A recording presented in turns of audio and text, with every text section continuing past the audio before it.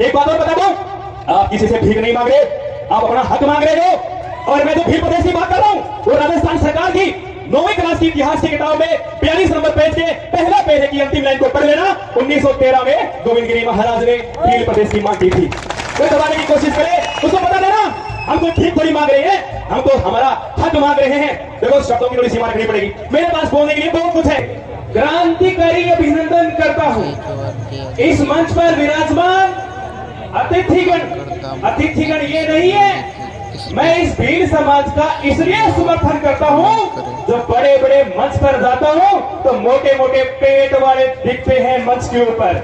मुझे बड़ी खुशी हुई कि इस मंच के ऊपर मुझे टांटिया मामा नजर आए और मुझे इस मंच के ऊपर राणा पुंजा भील नजर आए, मुझे इस मंच के ऊपर गोविंद गुरु नजर आए, मुझे इस मंच के ऊपर कालीबाई की तस्वीर नजर आई, भीमराव अंबेडकर की तस्वीर नजर आई। इसलिए मैं आदिवासी समाज का समर्थन खुले दिल से करता हूं। इनमें प्रकृति को पूजने की क्षमता है, इसलिए मैं इनका समर्थन करता हूं। आप सबको बताना चाहता हूं, आज इस धरती को देखने के बाद मेरे रक्त के अंदर एक ज्वाला सी प्रवाहित हो रही है। मैं उस धरती को देख रहा हूं जहां पर 1500 वीर शहीदों ने अपना बलिदान दिया था। 1913 का वो समय याद कीजिए। ये भील प्रदेश की लड़ाई कोई नई लड़ाई नहीं है, ये नई बात नहीं है, ये आज से 125 साल पहले से शुरू की गई मुहिम है। और आपको बता दूं ये भी बंजारा समाज के व्यक्ति थे और मुझे कुछ लोग ट्रोल करते हैं, आप ब्राह्मण हैं और आप आदिवासियों की आवाज उठाते हैं। एक बार जरा संत माऊजी महाराज की हिस्ट्री निकाल कर देखो, बिना जांचे आप बात करते हो। छत्तीसगढ़ के अंदर, मध्य प्रदेश के अंदर ऐसे कई मैं संत वीर पुरुषों को जानता हूं जो अन्य समाज के थे, हक की आवाज बुलंद करने के लिए हमेशा साथ देते रहे हैं। ये पर्दा जो आप देख रहे हो पीछे बैनर, इसका परिचय तो दीजिए। आप सबसे पहले तस्वीर में देख रहे हैं गोविंदगिरी जी महाराज, 2 नंबर पे आप देख रहे हो घोड़े पर सवार। वैसे तो बहुत सारे योद्धा है, पहले स्कॉर्पियो फॉर्च्यूनर गाड़ियां नहीं आती थी, उस समय ये लग्जरी गाड़ियां घोड़े हुआ करते थे। तो ये बांसिया भील भी आप मान सकते हो, वेगना भील भी मान सकते हो। घोड़े धुरंधर योद्धाओं के पास हुआ करते थे। उसके बाद अंग्रेजों के छक्के छुड़ा देने वाले बिरसा मुंडा जी आप सबके सामने, और टंटिया भील आप जानते हो रॉबिन हुड के नाम से जिनको जाना जाता है। इस भारत के आदिवासियों के रॉबिन हुड अंग्रेजों की नाक में दम करके रख दिया था, वो थे हमारे यहाँ बीचों बीच देख रहे टंटिया मामा आप सबके सामने है, और राणा पुंजा भील। इनसे यही तो है जो इस मंच पर मुझे लेकर आए हैं। ये नहीं होते तो शायद मैं इस मंच पर नहीं होता। मुझे भी राजपूत समाज के द्वारा बड़ा ट्रोल किया गया। रात को 2-2, 2:30 बजे धमकियां दी गई।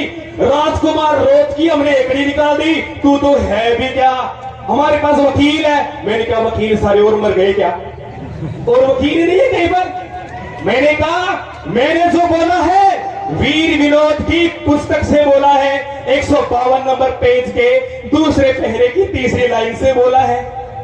और वीर विनोद को आप गलत साबित कर दो फिर मैं मान लूंगा, क्योंकि वो गलत साबित हो नहीं सकती। वो किसी राजा महाराजा के दरबारी श्यामल दास जी के द्वारा लिखी गई है, जो उस टाइम के राजकीय एक मेवाड़ के लेखक के रूप में पहचान रखते हैं। एक बात और बता दो, आप किसी से भीख नहीं मांग रहे, आप अपना हक मांग रहे हो। और मैं जो भील प्रदेश की बात कर रहा हूं वो राजस्थान सरकार की 9वीं क्लास की इतिहास की किताब में 42 नंबर पेज के पहला पेज की अंतिम लाइन को पढ़ लेना। 1913 में गोविंदगिरी महाराज ने भील प्रदेश की मांग की थी। कोई दबाने की कोशिश करे उसको बता देना हम कोई भीख थोड़ी मांग रहे हैं, हम तो हमारा हक मांग रहे हैं। देखो शब्दों की थोड़ी सीमा रखनी पड़ेगी, मेरे पास बोलने के लिए बहुत कुछ है, मैं बोलना बहुत चाहता हूं। मैं बार बार आदिवासियों के लिए आवाज उठाऊंगा जब जब मुझे इस भारत के कोने में जहां आदिवासी मुझे बुलाएगा, मैं खुले दिल से समर्थन करूंगा।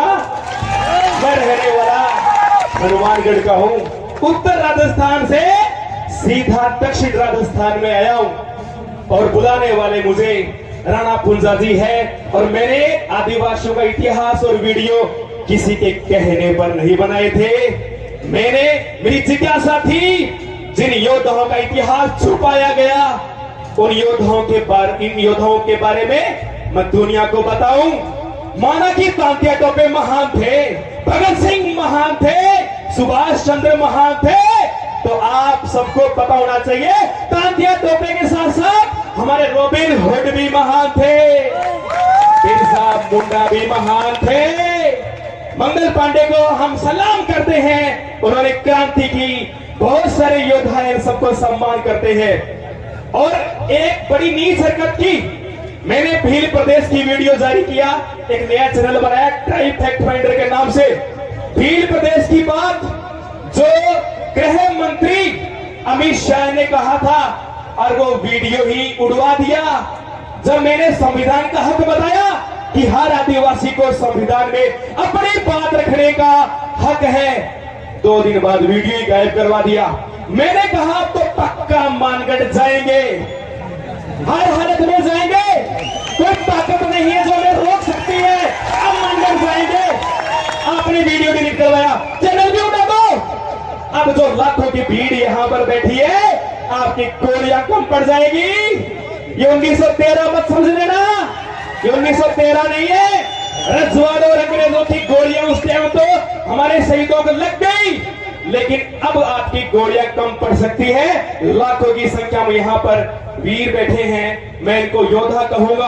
आज मैंने इस मंच के ऊपर एक इतना बड़ा समागम देखा, एक कला का प्रदर्शन भी हो रहा है, गीत गाए जा रहे हैं, मातृ शक्ति को मौका दिया जा रहा है, युवाओं को मौका दिया जा रहा है, गुरुजनों को मौका दिया जा रहा है, और यहां तक कि यहां राजनेता भी आदिवासी बनकर आया है। इससे बड़े सौभाग्य की बात और क्या हो सकती है। इसीलिए तो आदिवासी महान कहलाते हैं। कहीं ना कहीं इनमें आत्मीय भाव अभी भी जिंदा है। आप सबका मैं अगेन फिर से दिल से धन्यवाद करता हूं कि आप सबने मुझे सुना। एक बार सब मेरे साथ जयकारा बोलेंगे, बोलो गोविंद गुरु